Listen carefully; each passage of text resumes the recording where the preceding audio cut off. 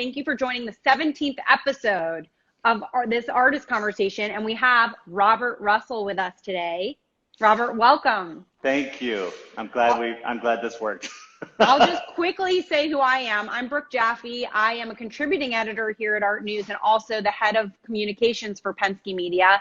And I'm thrilled to have this opportunity. I was lucky enough to actually meet Robert in person before COVID-19. So Robert, for those meeting you for the very first time on this call, can you just tell us a little bit about where you're from and how art was introduced into your life? Sure. I am from Los Angeles. I grew up here. I went to school in the Valley, San Fernando Valley. I can't tell you when I started making art because I honestly can't remember. It was just always something I did. I was always on the floor drawing and painting, and I think my parents are in here and somewhere probably nodding. But hi, parents. So it's just always something that I've been doing. There was no other option. Maybe baseball was a little bit of an option, but not really. Wasn't expecting that. So there's so much to say about your work, and we can see little hints of it behind you. But I'm going to start by reading a quote because when I was doing some research on you, I thought that LA Weekly did a great job kind of describing the experience. So I'm going to read a quote, and they said that your work is a kind of dreamy realism wherein observation, experience, optical phenomenon, and art history all blend into a seamless, fantastical critique of how we absorb and process information. So that's a lot. That is a lot. It's pretty big. It's a lot, and that's why I lifted it, because I didn't know if I could do a better job describing the experience. Does that sentiment resonate with you? It does. I mean, it's beautifully written, and it's really poetic. Yes, it does, but to kind of unpack it a little bit, I would say, or to simplify it, yes, I am absorbing loads of visual information, as we all are, and I'm sort of funneling it all through my painting practice. I would say, I would maybe add to that a lot of the effort of my work is to kind of elevate these mundane objects, as in the case of the teacups, or images themselves, that is to say, photographs of teacups. So there's an effort to kind of to elevate these things and to monumentalize these things. So sort of the more basic or sort of mundane objects are being exalted to fine art. Yes, exactly. Yeah, I know we'll get into the source images and the teacups more, but yeah, I mean, we've all become kind of de facto portrait photographers or still life makers with our little iPhones. So I'm kind of collecting all that stuff and celebrating all that stuff. I love it, and I think as we dive in more, so as we go in, so really you're known for something, photorealism is really what we're talking about, where the canvas feels like a photograph of of art. So let's talk about what you have currently on display at Anat Ebji Gallery. It's a series of teacup paintings. So let's talk about why this theme, why teacups, Robert? So the teacups came out of a surge, out of this ongoing practice that I have where I'm collecting images from eBay. And what I had been doing was trying to find images where people are selling some object that and the body kind of creeps into the photograph. So in other words, if somebody's selling a piece of jewelry, maybe they'll show a piece of their arm with the watch on it or something like that. So I was collecting all these images where the figure kind of creeps in. The element of the human body gets into these really transactional photographs. And so with the teacups, and then as you do enough of this, you start to recognize these conventions in eBay and the way people start using photography to sell objects. It started to seem to me that there's something kind of ritualistic in the whole process. That is, maybe these are estate sales, maybe these are grandma's old teacups, and And, you know, we're going through this a little bit with old photographs. My wife's parents, they have all these old photographs that we don't know who they are, who they belong to. So what do you do with these things? So I think in some cases, people are using eBay as a way to kind of, to create a ritual around the giving up of these objects or getting rid of these objects. And so the teacups were these really kind of sad, tragic, almost vanitas or memento mori type still lifes that are on eBay, and I love the way that they kind of spoke to the art history, the history of that type of still life, which if people aren't aware of it, you know, memento mori still lifes, or, you know, the Dutch version, the vanitas, were kind of still life paintings meant to remind you of the transience of life and the imminence of death. And so still life really does that. And so these eBay photographs I found were kind of a contemporary version of that. And then here I've taken them and extrapolated them out, blown them up. But, you know, they're fragile, they're delicate, they're beautiful, they're trying to, you know, the paintings themselves are trying to be beautiful, they want to be, they're inviting affection. And in the case of the eBay images, maybe they're inviting a sale. And so then you have this transaction which kind of is a rite or a ritual of giving up of these objects. It's so interesting because, yeah, the teacup is such a specific item, and particularly like the ones you've chosen really feel like they're referencing a bygone time. Mm-hmm. I don't know. They're so beautiful and so delicate, and I love the narrative about eBay and just how you found them. Let's talk about your gallery. Anat Ebji does a great job talking about the teacups and says that you do them at such a large scale that to approach the painting, you sort of lose the subject matter entirely and you go into this abstract void.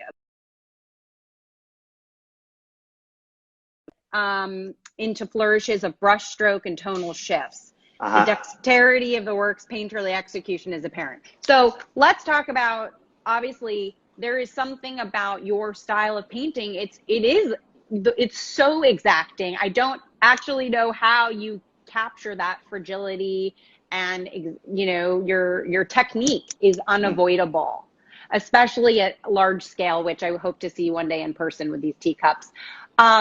So talk about the scale. Yeah, well, I mean, you put your finger right on it, which is the in-person experience is very different. You know, photorealism, obviously, yes, I make photorealistic paintings, but when you see them in person, that photorealism isn't as powerful a feature of the work. I think the painterliness of the work really comes through when you're in the space with them, and certainly the scale. You feel the brushwork, you can see my stroke, my hand in the work. And then in these little photographs, it sort of tightens up all the work and it makes them much more photo real. So, you know, the scale, especially when you have the space, you can see the work at a distance, and as you approach it, it starts to kind of dissolve into just brushwork and paint. And so that tension, that experience is really important to me. And so unfortunately, in the time of COVID, it's been hard to get people to actually be in the space with the works. But I hope people will do that and make appointments to go see them. And they have. But yes, it is a very different experience in person, and that dissolving of the image, the dissolving of the paint, you know, that's always something that I'm interested in my work. I'm looking at this painting, and, well, first of all, these will be on display until March 6th at Anat's Culver City location, for anyone in the Los Angeles area or surrounding area that can go see it. But in terms of the process of creating one of these works, from sort of the inception, finding these images that are inspiring you, to actually coming to this finished product, can you talk us through that? I mean, I'm so curious, how many hours are we talking about to create just one of these? And just, I'd love to hear your process. Yeah, well, so you're talking about the process of making the painting itself, or the whole thing? I think beginning from inception to executing and actually putting the brush on the canvas. Yeah, as you said, I work in series. So, from one series to the next, there's always this kind of purgatory space where I'm kind of fumbling around out of the last work, trying to figure out what makes sense for the next work. And usually, it's usually a lot of image searching. It's a lot of looking at images online. And so there's, like I was referencing before with the eBay, there's this culling, almost curating imagery that's out there already on the internet. So there's so much out there. And so I'm kind of reluctant to generate things myself. I kind of use these ready-mades that are out in the world. So anyway, there's this culling period, this gathering of images, experimenting, working almost kind of in notebook fashion, quick paintings. There's a great quote, which I think is Richard Serra quote, which is that work begets work. And you can't really think a painting into existence. You got to just sort of get in there and start making it. And so all that gathering of images and reading and researching, it all kind of just goes away. Whatever ideas you have just kind of go away once you start making the painting. And then the series emerged, with the teacups. I started finding these images. I painted one and then another, and then all of a sudden it felt like, okay, this is the thing. And then you're going, and then once I have the conceit, once I know there's going to be a group of these teacups, then they develop their own logic. And so then I learn from the paintings themselves as I'm working, and from the series itself. And then there's an accumulation that happens, which sort of adds to that, that earnest celebration of these mundane objects. Then that gesture gets even more pronounced and absurd, I think. So here I've taken these little relics from, grandma's curio cabinet that somebody is selling for $8 on eBay, and then there's this giant 70 by 80 painting of it, and maybe 10 more around it. Do you work from the photos? You don't actually buy the china on eBay and then also. Somebody asked me, "Are you buying?" I think Charles James asked me, "Are you buying these cups?" And I don't know why I didn't do that, but no, I didn't do that. Just curious. So photography really is the base point to sort of launching. Yeah. These are paintings about photographs in many ways.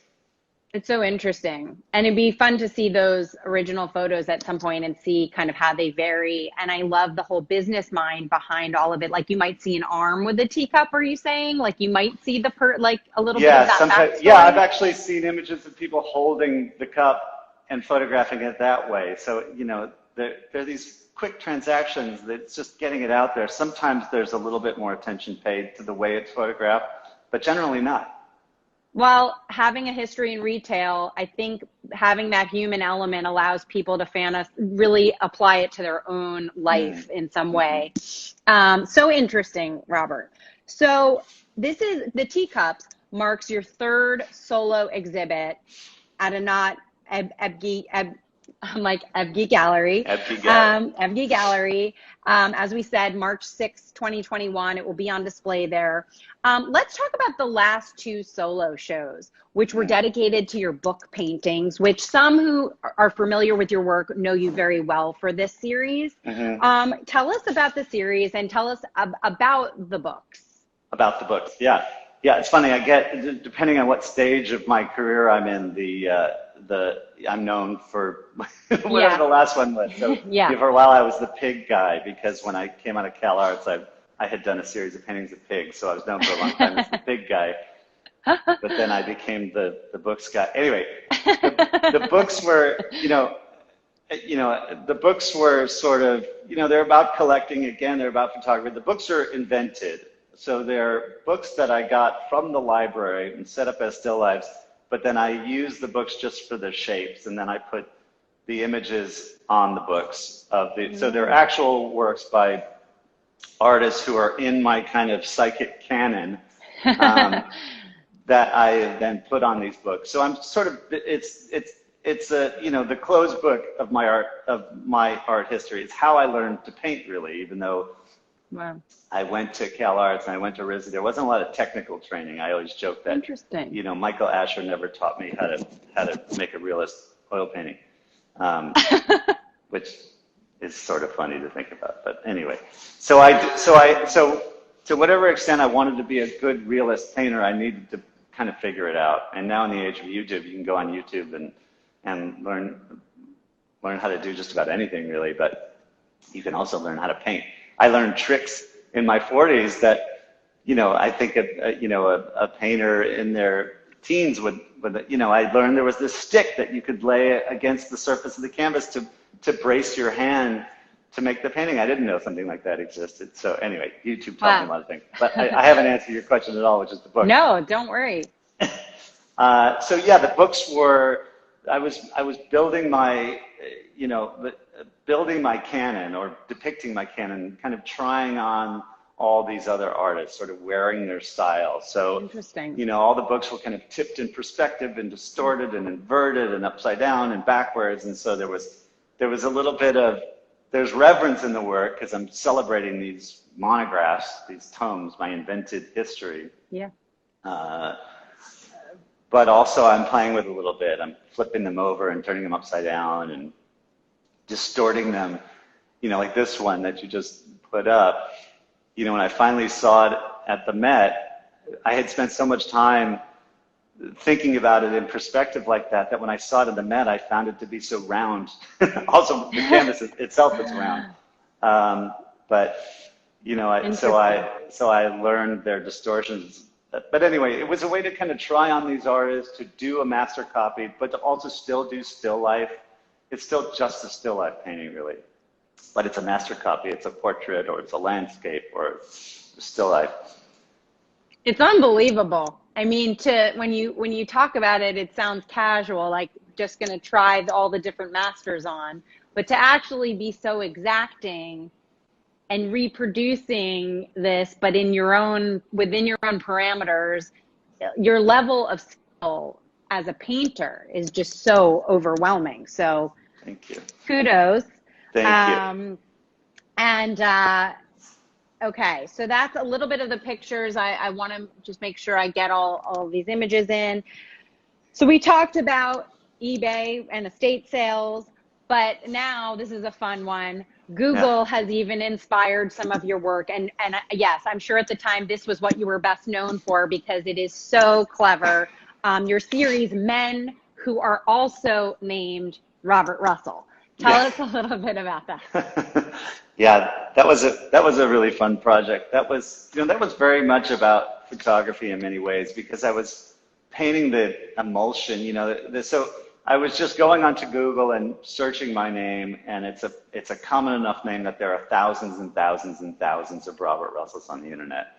And so in a way, it very much relates to the teacups, just these random Robert Russells out there. Who are they? How did they get on the internet? A lot of them are obituary pages, unfortunately. So unless you're a celebrity, you tend to appear your image appears as an obituary entry. But so there were all these images from the past 100 years, really. So I got to kind of paint photography in its decade, and I got to have the sort of the emulsion, the photo emulsion be kind of material for the paint. So it was a way to speak to those moments. So when you're in the space, as you look, you can sort of feel these different photo qualities. So like the teacups where I'm painting light as material, those glints of light from the iPhone flash, those blues, that's a very, very specific. It's very specific, and we can relate to it. And so they have a relationship to our memories. And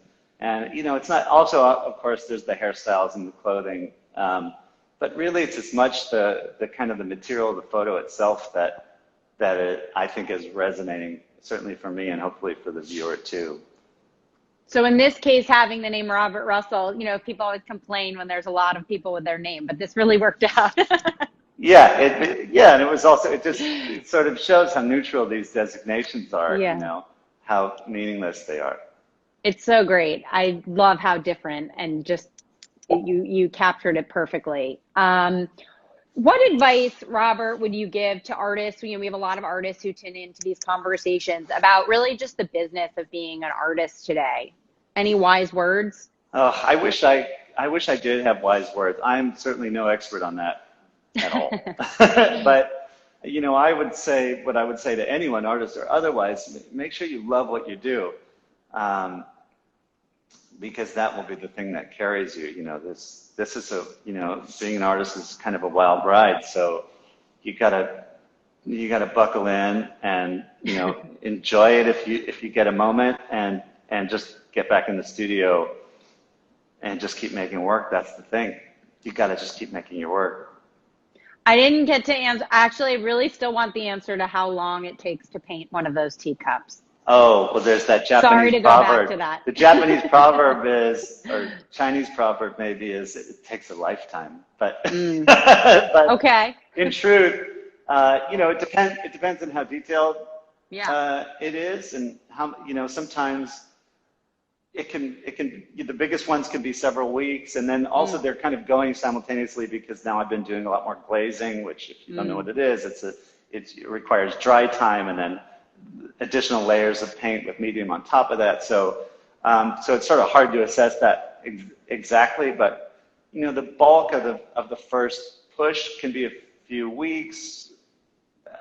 It's hard to answer that question, honestly, because then I'm going back to it. I was just curious if it was hours or months. I was sort of just trying to understand. Not months. There have been a few paintings I've spent months on, and by months I mean, again, working on it, going on to other things, returning to it. Right. Yeah. It's great. Okay, so this is sort of a weird one, but do you have a work that you feel kind of captures your essence? You know, that's like, if you had to put one painting for it, it's sort of a tricky question, but just curious. Well, I mean, there's in this show, there's that golden one, which I think was Is shared it this one? That's the one. Yeah. This one. Nope. Yeah, that one there. Yeah, I feel like that one is doing a lot of the things that I'm trying to do, and I think it's doing it pretty well. And again, to experience it in person is much different, but, you know, there's a smoothness, there's an evenness to the whole surface of the painting itself.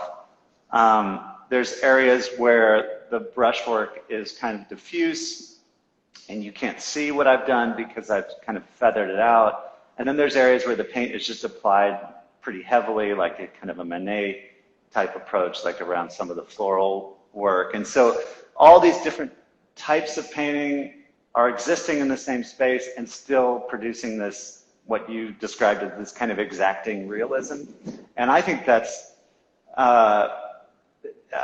interesting that can happen, that those two types of approaches and visual languages can exist and still be held together in that way. And certainly a photograph of the thing, like we're looking at here, really unifies it and turns it back into a photograph. But when you're in the space with it, I think you're having a more visceral, physical connection to that thing that I'm talking about. So again, I hope people will see it. I hope you'll go see the show. Make an appointment. You can be by yourself in the gallery, and you can have that experience. Fantastic. What is your greatest source of inspiration? I would say other works, looking at other works, other artists, my heroes, that canon, you know, any one of those books that I painted for the last series, Manet, Rubens, Velasquez, there's Manet, Richter. Yeah, he's Richter. so fantastic. So these are all still from your book series? That's from the book series. Yeah, exactly. And then do you have a favorite piece of art that you own? That I own, yeah, my favorite piece of art is a work by Charles Gaines, who was my mentor at Cal Arts, and I TA'd for him for a full year, which was a fantastic experience. He's a great guy and a great teacher and a great artist. And one of the few perks of being an artist, besides getting to, you know, dress in casual, comfortable clothing all the time, is that you get to trade with other artists. And so I got to do a trade with Charles and get this fantastic drawing, which I get to live with and see every single day. Wow. So this is in your home. Yeah, Fantastic. Yes, that yeah, does. Trading art sounds like a wonderful reason to become an artist. yeah. Gotta have the talent though. That's the one very the questionable piece we don't all have necessarily. Um, so Robert, to close, what could we expect from you in the future? This has been so enjoyable. Well, I'm still making some teacups.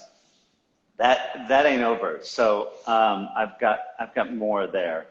Um, teacups were sort of the second series I started in the midst of the pandemic. As again, I was in that sort of purgatory phase, just trying out these different things. And so I feel like I'm mid-stride on the teacup, so there's more of those to come. Definitely more of those. Fantastic. Yeah. So exciting. Well, we have loved having you here at Art News. Is there anything else you'd like to tell our listeners today? Any other takeaways or? Well, I just thank you if you've tuned in. Thank you for doing that. I hope this was at all useful. And again, I hope you'll go see, if you're in LA, I hope you'll go see the show. And then you'll see that how different that experience is from the photographs. Anat, Ebge Gallery, Culver City, March 6th is where you have the opportunity to see the show. Robert, it's so exciting to see you, and hopefully we'll get to see you again soon in person. I hope so. Yeah, and this conversation will live on. If friends of yours did not see it, you can let them know. This will be on Art News IGTV as well as Art News's YouTube channel going forward. Have a great day. See you soon. Thank you Thanks so again, much. Robert. Thank you, Brooke. Okay. Thank you, everyone. Bye. Bye.